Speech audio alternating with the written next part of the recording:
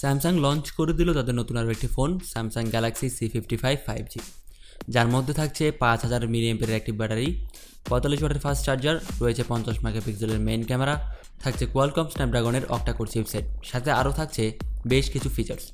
ফোনটি চায়না মার্কেটে লঞ্চ হয়ে গেছে, জানাবো ফোনটি কবে বাংলাদেশে লঞ্চ হবে, সাথে জানাবো ফোনটির দাম কত হবে, আলোচনা করব ফোনটির ব্যাপারে খুঁটিনাটি সব কিছু।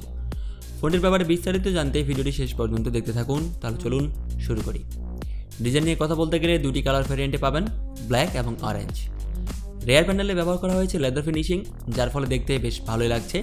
সব কিছু মিলিয়ে ফোনটির লুক এবং ডিজাইন আমার কাছে ভালোই লেগেছে, আশা করি আপনাদেরও ভালো লাগবে। ফোনটির পোর্টস এবং বাটনস নিয়ে কথা বলতে গেলে সব কিছুই রয়েছে, তবে দেওয়া হয়নি হেডফোন জ্যাক। ফোনটির থিকনেস হলো 7.8 মিলিমিটার এবং এর ওয়েট হলো 180 গ্রাম। সিকিউরিটির জন্য থাকছে ইন-ডিসপ্লে অপটিক্যাল ফিঙ্গারপ্রিন্ট সেন্সর।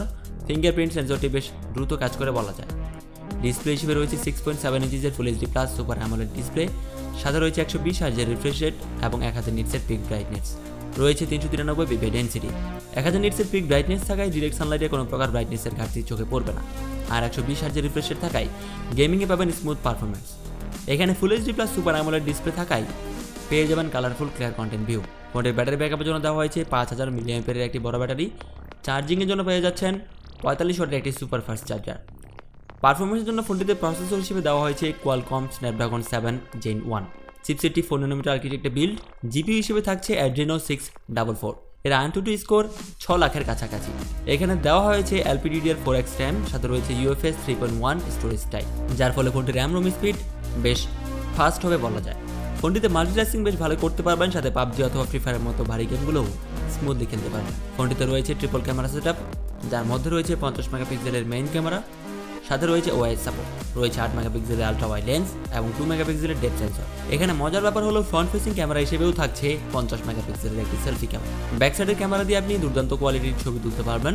ছবির কালার এবং ডিটেলস বাজেট অনুযায়ী মোটামুটি ভালোই বলা যায়। সাথে এই ক্যামেরা দিয়ে 4K 30 FPS ভিডিও রেকর্ড করতে পারবেন। ওআইএস সাপোর্ট থাকায় নড়াচড়া অবস্থাতেও ভালো স্টেবিলাইজড ভিডিও রেকর্ড করতে পারবেন। ফ্রন্ট ক্যামেরা দিয়ে 4K 30 FPS ভিডিও রেকর্ড করতে পারবেন। যারা ব্লগ করতে ভালোবাসেন তারা বেশ ভালোই ব্লগ করতে পারবেন, তাদের জন্য এই ফোনটি আদর্শ বলা যায়। সাথে ভালো কোয়ালিটির সেলফিও তুলতে পারবেন। ফোনটিতে আউট অফ দ্য বক্স পেয়ে যাবেন Android 14, ব্যাক এন্ডে পাচ্ছেন One UI 6.1।